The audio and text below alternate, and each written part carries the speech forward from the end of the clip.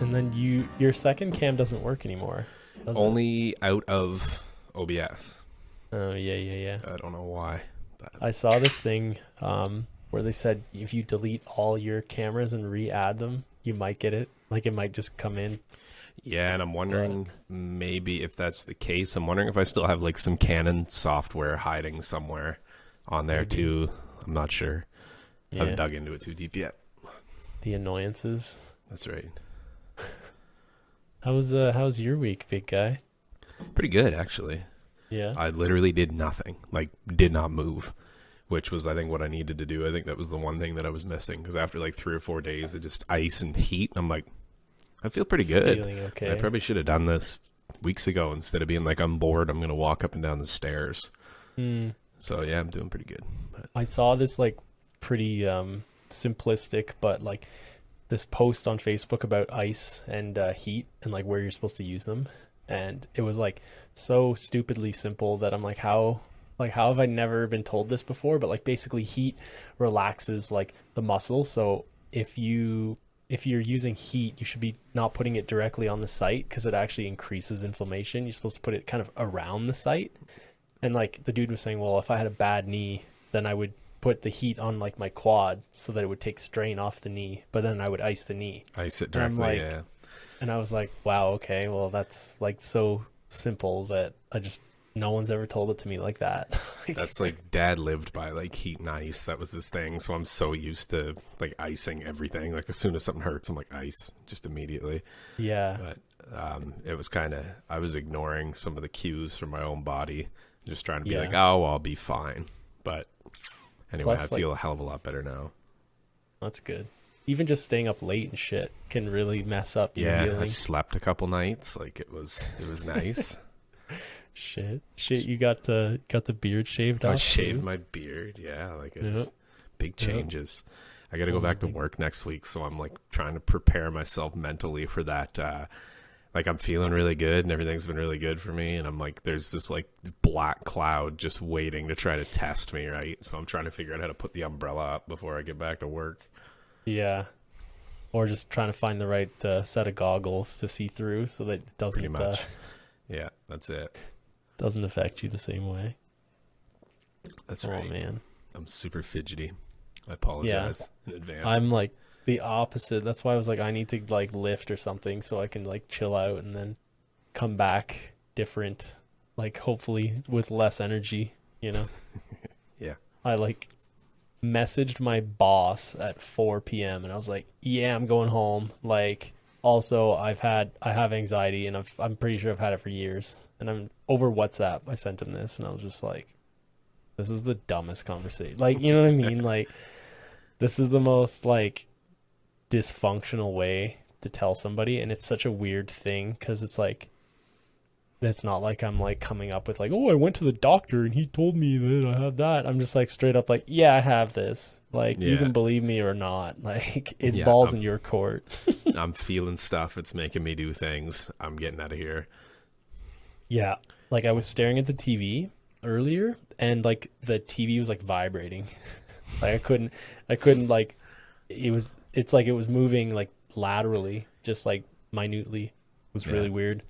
I've had that a few times and I'm like, man, like I probably shouldn't even be driving when this happens. You know what I mean? Probably not. Yeah, I don't No. know enough about it, but yeah, It's like probably dizzying not. almost. It's really strange. Yeah. And then people are like trying to talk to you, so then you put on like the veil, like the Iron Man or Yeah. yeah, is it Iron Man? The Iron Man suit and you're just like, "Yeah, hi, how are you? I'm great. Thanks for asking." Like Yeah, that's what I said. That's like my number one like hated response, and it's so automatic that I even do it when everyone's like, "How's it going today?" And you're like, "Good," but really, Yeah. it's not at all. But everybody Yeah. says it because you're not gonna be like, I'm shitty."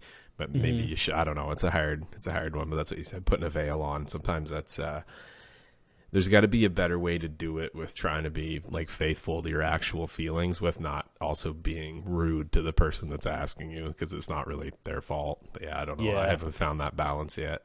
I'll just Yeah. automatically say I'm good. Yeah, I'm good. Yeah, things are good. You sure? Yeah. Yes. That's it, right? It's like path of least resistance, right? Exactly. Yeah. So most people don't want to hear it either. Whatever's going to make the talking stop quicker, usually, when you're in that situation. Yeah, yeah. sometimes for both parties, they don't even realize it until, No, you know, that's right. I don't know. I don't know what to do about that one.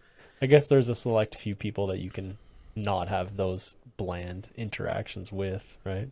Yeah. So Yeah. that's what we're trying to do when we're on stream too, right? It's like, Yeah, I almost find it easier on there, which is harder to explain. I don't know what it is, if it's this social barrier of not physically having to see someone and read the mm, body language and that kind of thing. It's just some text on a page. Like, it's a person. So am yeah. I, so are they. But there's like this little bit of an ease where I'm not like staring right into someone's eyes, having to Mm, talk about some things that are hard to talk to. Do you know what I mean?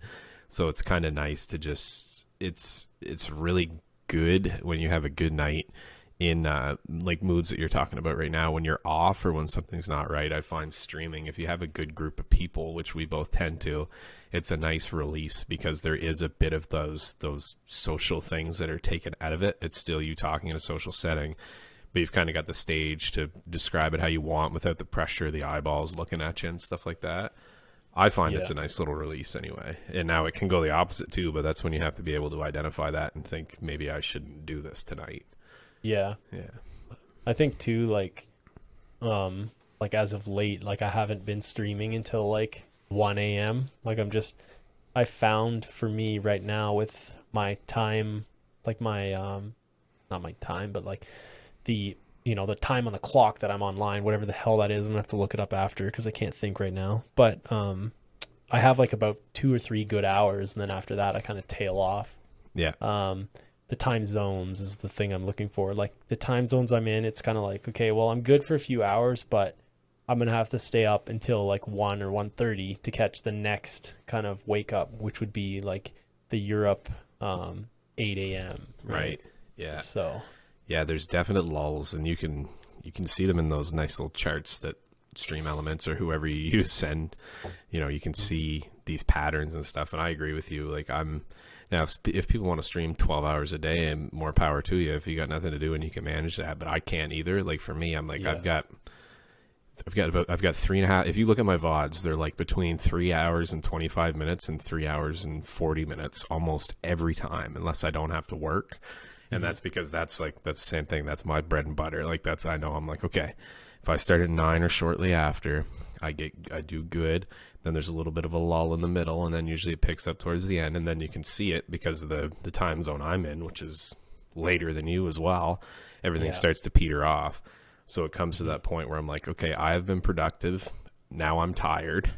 There's yeah, not as many people around right now, which is nobody's fault. It's just the way it is. I need to recognize that maybe it's time for me to shut all the lights off and go lay down, because I think there's yeah, a bit, the recharge is just as important as well. So yeah, yeah, studying those sort of things, like we've talked about titles, we've talked about interactions, we've talked about all that kind of stuff. But yeah, I think that looking at your, like, I hate getting into analytics, but it's a part of the nature of the beast. Some people yeah. love it, and you look at Especially when it. you're doing better, when you're doing Yeah, well, it's yeah. great When you're to doing look well, at. they're great to look at when there's lots of those peaks. But then when you start to see those valleys, that's when Yeah, you gotta, take a look, see if there's any, if these valleys synchronize across different days and different streams, and hmm, if you see a pattern for yourself, be like, okay, I'm smart enough to recognize there's a pattern here, and maybe I can save myself an hour on Thursday night. Maybe I don't go live until later, or maybe I get an hour sooner, or maybe I switch and I do something shorter on Friday because this isn't working. yeah, And that just goes back to taking a step back and looking what you've been doing and how effective you've been, really. yeah. And I think that's kind of part of the long game is using your time effectively. Yeah. And if you come in and you show up and there's no reciprocity and no one shows up, then okay, well, maybe the next time that's 2 hours, and then I take 30 minutes and I try to upload something to YouTube, right? Like that can bring you further Yep. in that direction, which is kind of what this week for me I've been thinking about is like, how do I angle myself so that my time on stream is more effective, and then I can pinch a few hours off stream to also do what I want. Because right now, I'm taking the whole full glass and pouring it onto going live, and that's it, right? And expecting myself like expecting that I just like balloon upwards, right? So it's, yeah, something I'm still working on for sure. Yeah, we've become. It's funny because Matt, like WFC Malice, he's the one who pointed it out to me with like the titles and thumbnails in these videos, and he's like, "You guys have great advice. You just need to Yeah. take your own advice." And I'm like, touche. Yeah. And that's kind of the same thing we're talking about. We're always like, you got to exist offline, and there's these other platforms to make us Twitch is hired, and you got to do this. And people are like, yeah, you guys have good points. And we're like, yeah, we're not going to do any of it. We're just gonna stream 100% and just go to it. But yeah, like you said, Yeah. if you only have a certain amount of productive hours in the week, like if you have, like for me with my life, I have 12 hours, we'll say, a week. That's all I have right now to commit to this, just solely to content creation and stuff like that. So I'm like, maybe do I shave an hour somewhere so that I can pick through a week's worth of VODs and clip everything that I want to put into a video? Like, do I make my last stream of the week an hour shorter and then take the hour to do that? Is that more productive than me leaning on my arm for the last hour because I'm so wore out? And I think it's just being able to identify those things on your own. And it's way easier to identify them for other people than it is for yourself. I've said that before and I'll say it again. Yeah. Be so nice if you could have that sort of vision for yourself. Get to a point where you could actually be that honest with yourself and just be like, well, you should do this, and then take your own advice. You know exactly. what I mean? That's the putting two and two together is the. That'd be nuts. It would be, yeah. Imagine just like doing the things that are in your brain. Yeah. Instead of just talking about them. Like, just imagine.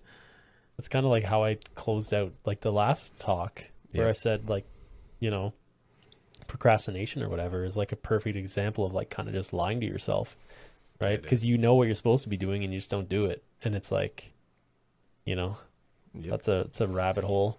Can't remember what I was going to say now. Oh, I was going to say like starting at 7 for me was like a big one. I used to start at 6:30 my time. And like just the half hour that 7 o'clock has given me just makes things way more relaxed. It's a terrible example today because you're late. So now it's like you're supposed to be going live. Yeah, but I also posted about it, and it's, to me, this is almost better this way for me. I'm like, if we start at like 8:45 my time on Thursday, we record through until 8:45 or whatever, and then I go live by 9:30. There's a half an hour of time off of stream for me, which isn't that detrimental. I'm a half an hour late. I'll still get my 3 hours in. But also I had like, this is kind of like a breath for me. Like Thursdays are pretty busy too. Like I go pretty, like we were going flat out. Sarah and I both just sat down now, you know what I mean? So I'm like, whew, okay, I can talk for half an hour and then I can go live. You know what I mean? So it actually has been working pretty well for me. And like for me, especially, I find like Thursdays on Twitch just don't go that well. Like they're consistently okay. But I remember when I used to stream on Fridays, sometimes it'd be like, 5 viewers or 15, but like it would never consistently be 10, which I would prefer over 5 or 15, right? And Thursdays consistently okay, so it's kind of better, but I don't know. So I mean, you get some good Thursdays, so it's not, I won't speak for you. But it is like the day that I notice of the 3 of mine usually. Like I'm only Sunday, Wednesday, Thursday. Whatever it is about Thursday just it's the most predictably menial day that I have. Like I'm like, okay, I'm gonna have an okay Thursday. Nothing too flashy, nothing bad. I'm gonna have some good times talking to some good people. The stats are gonna be somewhere that I don't look at myself and get angry, but also I'm not gonna probably be like they were earlier in the week, and that's just pattern analyzing as well. But it also comes to the point, Fridays and Saturdays are off limits for me. I know I'm not adjusting that way. Mondays and Tuesdays used to be horrible for me. That's why I switched to Thursdays. So it's like, how much do you bounce around, or do we just ride this out and see what happens? Yeah. And I think like the more, it'd probably be the same with YouTube, where like the more consistent, loyal viewers you have, it becomes less about what day you're on or like what you're playing. So I think in time it's less of a concern, but right now being so early on, it's definitely problematic. Yeah. Like we're just like small little shrimps swimming in the ocean right now. So trying not to get eaten. Yeah. Try not to get eaten by either our own negativity or people blowing by us. Right. So yeah, it's It's an interesting thing to study. Like, I enjoy these talks because I find like I'll find myself through the week like thinking, and I'm like, yeah, that's a good point. Like, just something I noticed. Like, there's always, it's a constantly evolving thing, and even little tweaks can lead to, you know, just shockwaves through things, like depending on what even bigger streamers do or what game devs do or what's happening in the world or what's happening. Like, this is funny that just a little detail can change this industry. Like Harris Heller being like, yeah, I'm out. And then all of a sudden people are like, well, we're all leaving. Or like, you know, Call of Duty has a new event, and all of a sudden people that usually had, you know, 5,000 viewers now have 50,000 viewers. So there's just a complete shift like this. It's just, there's always waves across this back and forth. So it's kind of, you're always learning. I don't think there's a stream that you can not learn something from. Yeah.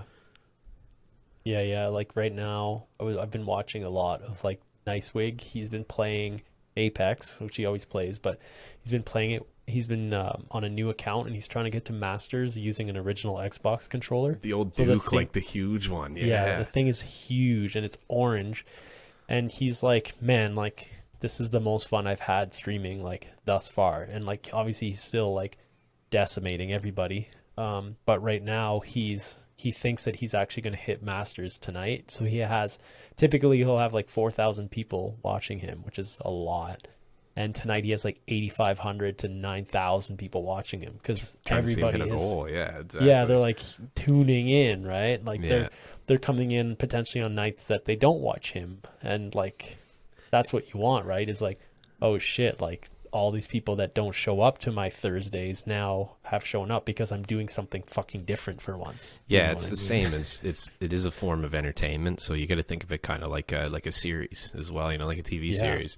Like, you know, think about any one of the shows, the season premiere, like, yeah, it's going to have huge ratings.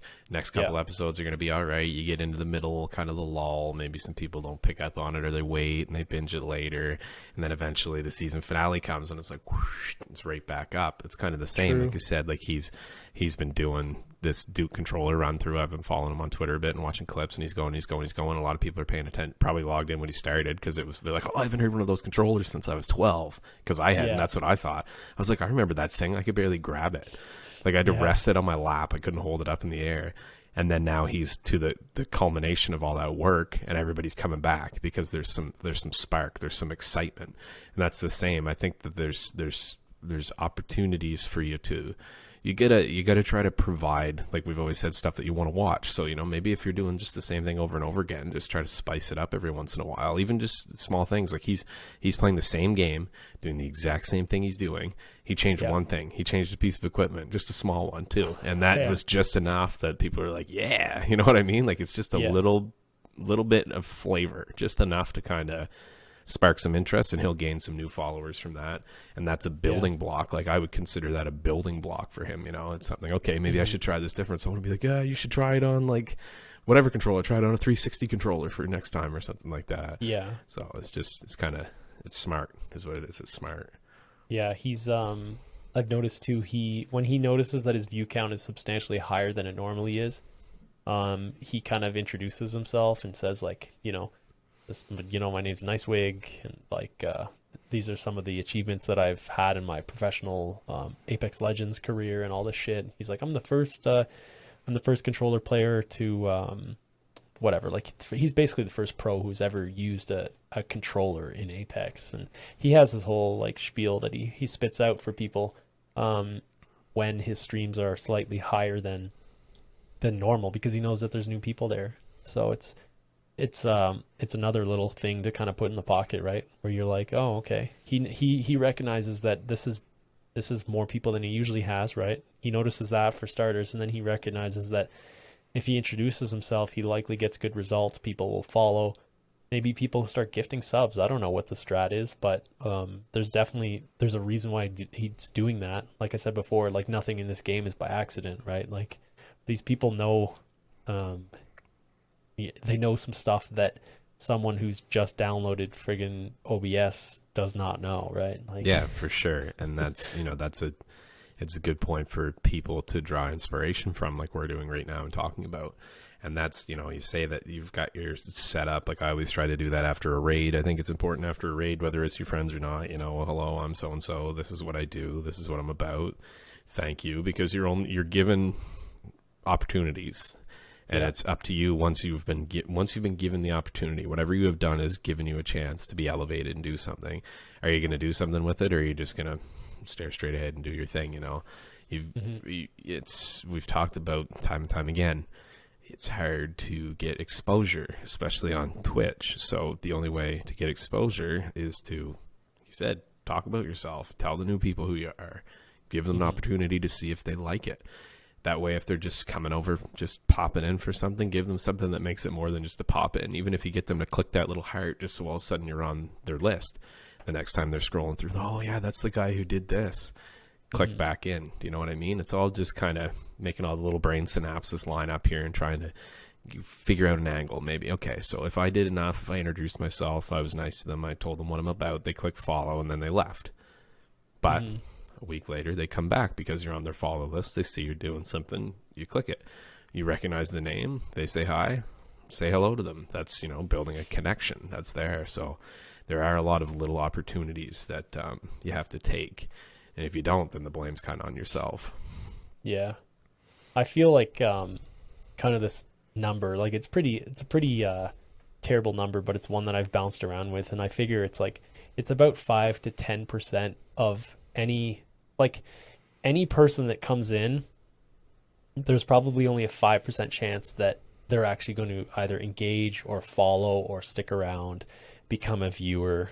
Like, primarily becoming a viewer is like our goal, right? We want people to become viewers. And like I said, I think with us, I think we'd be lucky if 5% of the new people that came through become a loyal viewer, for the lack of a better word. So and that could be a totally wrong stat, but that's the way I look at it, right? Like, I look at that with exposure on, say, Twitter, or exposure on, I don't know, Instagram or TikTok or something. Like, 5% would be an amazing number, because like on TikTok, for example, like you can get 1,000 views, right? Yeah. So like 5% is pretty damn good if you have 1,000 views. That's 50 right. people. Yeah. So that number is probably actually way lower on TikTok. It's probably 0.05%. But when you're working with those odds, at least in my head, when I'm working with those odds, there's obviously stacked against you. So you've got to take those little opportunities when someone raids you or something to say, this is what I'm about. And I'm talking to myself here as well, because I think that I used to do that when I got raided, and then like kind of recently I've kind of just fell off and be like, oh, thanks for the raid. Because it's all, you get into patterns of it's the same people, it's your friends, it's the same 4 or 5 people that might raid you, it's the same 4 or 5 people that come in.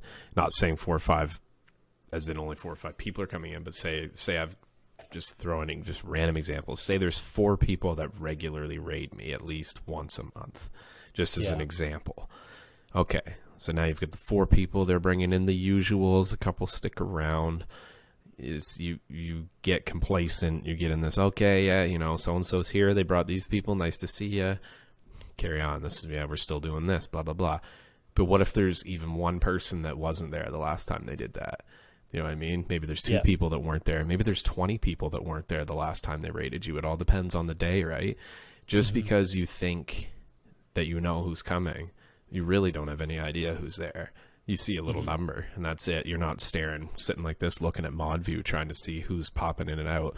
So that's, I think, even just as a reflex, you hear your raid thing, hey, I'm so-and-so, this is what I do. Thanks for coming in with whoever. Blah blah blah. If you find one person, or you kind of grab onto one person that wasn't there before, even if that person's raided you 20 times and this person's never been there, now they're there, now they know you. And that's kind of one thing too that I don't remember a lot of times that I wish I did, is that a lot of people get caught behind ad blocks on raids, right? So you do you're like, bing, your raid pops up, hey, I'm Father Millennial, I'm here 3 days a week, I play Fallout 76, but all they're hearing in the background is like, drive a Hyundai. Do you know what I mean? And then like, I'm done talking at this point, and I'm back to playing, and they log in and they've just got this. Yeah, and you're just doing your thing. They missed that whole, all your subs, that's what I mean, like your friends that come in that are subbed, you're like, hey guys, what's going on, blah blah blah blah blah. but all the new people who've never seen you are likely sitting behind that ad block. So I've been trying to hold off for 30 seconds or 45 seconds. My raid thing is pretty long anyway, so it's a pretty good thing. Like, okay, until this song stops, don't talk. So that's kind of the way I've been doing it, because I do forget. And actually someone had said it. They're like, hey, sorry, I just had a 45-second ad. And I'm like, shit, I was just talking for 45 seconds. Yeah, that's a good point. I knew that, but I actually never really got it, like really ingrained that way. But when you actually explain it, it makes perfect sense. Well, it makes no fucking sense, but it's just the way, I guess, Twitch is. But yeah, I never really thought of that. That's kind of super my unfortunate. that's kind of my little tidbit I picked up, and it was just from last week, and I'm trying to remember who it was, because it was someone that's, been around and stuff like that. But like, I just got caught behind an ad. I'm like, I forgot to run them early, because sometimes, you try to run one early so that it goes away for an hour or whatever it is. Like, try to shoo the ads out for a sec. Like, get out of here. Yeah, like fucking mice in the closet. I know. Or something. Yeah. I think it was Mr. Apex FSC himself. Could have been. Spenny said, I think he rated someone else. Maybe it was you. I don't remember. But he was like, I just got hit with an ad. Like, I didn't get any of that. Yeah. So. Yeah, that's a good point. That's just a little thing. I don't know why that popped up in my brain, but just however this conversation's been going. Glad it did. Yeah, like there. If you take anything out of this, there's my tip of the week. There's your one thing. It only cost you 26 minutes. Exactly. Yeah. Are you still here? Yeah. If you're here, you get the tidbit. You get the crumb now. Yeah, You're exactly. welcome. Yeah. There's your sprinkle. Come back next week. Maybe we'll sprinkle it in at 15 minutes. Yeah. But just like put in a really good point and then just cut it off like 2 minutes after that. Yeah, exactly. Like, goodbye, everyone. It's like an Easter egg. You get to find it. Can anybody put in the comments any valuable information they found? Just one line. Ads. Yeah. Here you go. You did it. You won. We have no prizes. But anyway. That's actually a good point too. Kat was telling me, she's like, make sure to tell your viewers that they need to like your videos, because a lot of them are watching but they don't like. So if you've made it this far, please like our shit, because it's so true. And it's in the start of every, sorry to interrupt you, it's in the start of every YouTube video. You're like, like and subscribe, click here. Us? Yeah. No. We're like, my mic's fucked and this is Ooh, I hate myself. Welcome in. Yeah. It's the grumpy dudes with the purple lights. Yeah. I changed my setup, and now the camera, I don't know if you can tell, but it looks way better. I'm closer to the camera slightly, and it's focusing properly, so it's kind of neat. Yeah, that's nice. I'm happy with that. I had something else to say, I think. I've been kind of like trying to suss out what like one of our long-term kind of goals would be with like Between the Lives, and like just kind of like the partnership of just like you and I. I'm not on it yet. I can't put my finger on it. I've been at least recognizing that it needs to be thought out. And I'm also very close to messaging one of my buddies about like creating an actual business, like a sole proprietorship for like Mr. Elliott, like for anything Mr. Elliott related. And then eventually it would be like anything Mr. Elliott related. And then you would have like a Father Millennial. And then we could, whatever it's called, when two people would own, like say a Between the Lives or whatever we name, like the larger kind of media group. The idea has been floating around. It's never culminated itself yet. Yeah. Because there's a lot of things that even now, like we could be capitalizing on with just like, costs and tax and stuff like that we need to be looking at. So it's yet another thing to taxes pile on. And ads and all. Yeah. Those are fun and liking words. And subscribing. Yeah, exactly. It's all part of the machine. That's just the way it is. And a lot of people don't do it maliciously. They don't not like your videos maliciously. They just click the link and watch it. That's what I do a lot of times. Yeah. Just click it, phone to face. 20 minutes later, I put it down. Yeah. So, if somebody says, like and subscribe, like, maybe we've missed out on even 5 subscriptions along the way, which mean a lot in this. I mean, we're creeping up there, but maybe we are missing out on stuff just because we're not taking some of our own cues or doing some stuff. doing It's some kind of like, things. well, if you've made it this far, please like and subscribe. Yeah. It's free. Yeah. Um, Definitely need to find those little angles because people I've seen now I see it more and more. Like I watch this channel on YouTube. It's called like Wavy Boats, and like they literally this guy has 500,000 subscribers, and he just films in Florida. He films like boats in this really it's an inlet. It's called Haulover Inlet. It's just boats going in and out of this very violent inlet. That's all it is. And his videos are getting 200 to 500,000 views, right? And it's like always in the corner, there's like a little like and subscribe. And it's just like a tiny, it's just like tiny. And it's just enough for a reminder for people like me to actually like the video and stuff. So That's right. Just those little things. And those it's back amazing. pocket things. Like once you subscribe and you actually do that, then the videos pop up and then you can watch them without searching for them. It's super strange how that works out. It's almost like it's a tool built for that. But yeah. And like to think about it too, because like I'm on the Between the Lives, like actual YouTube, and you see like people that you don't know subscribing, and then you start realizing, okay, like we're trickling in to people's searches or something like that. So it's kind of time to shape up a little bit. And just always, like for me and for you as well, it's just always about keeping the burner on a little bit. You know what I mean? Like don't get too comfortable at any point, because someone will swallow you up. Basically, that's my thought anyway. Yep. Oh yeah, you always got to be on your toes. That's just a good life lesson in general, and it definitely applies to this as well. Mm-hmm. Yeah, people are always looking kind of for the next little thing, right? Next little move. So that's why we were talking about what the hell is it called? Roadside Ranger and stuff. Yeah, like exactly. With you, right? Yeah, it's just like trying to shake it up, you know? Yeah. Yeah. It's like, okay, well, this isn't working. Let's pivot. Let's go do something else. Yeah. And like that little level of honesty can show you a lot, because then you're like, okay, well, that's not working. We need to do something else. Yeah. And it feels good when you do something like that and it starts to work. Like, it's so dumb, but like when I fixed the Between the Lives like thumbnails so that they're all like text and stuff, I'm like, why wasn't I doing this before? And now I'm like, man, these look way better. Like they look cool now. Yeah, exactly. Like, that's it. Just little things, just small adjustments along the way. That's all it is. You don't gotta reinvent the wheel. You don't gotta stay up till 4 o'clock in the morning trying to, figure out what's wrong. Maybe you just do one little thing at a time. Just that's, you always hear like the thing about like get up and make your bed kind of thing. Like first step, like just baby steps. People are like, I'm not doing that. I'll just start working out. I haven't worked out in 5 years. I'm not going to make my bed. I'm going to go lift a bunch of weights and hurt myself and then never do anything again. Like it's just, like you said, just realizing that there are just small things that you can do to kind of build that momentum, get yourself rolling in the right direction. Yeah. I think it's like fundamentals, right? And then like I guess the idea is like, once you make your bed, you have more fundamentals that are just like second nature. Then you start looking at more things, and then it gets wider. And that's something we've said before. Like, you weave a larger and larger web of just things that are in your control. Right. So I think we'll end it here, though. Yep. I don't think I had a single good point today, but if I did, please like and subscribe. My name is Julian, also known as Mr. Elliott, and this is Between the Lives episode 8, and I know the number now.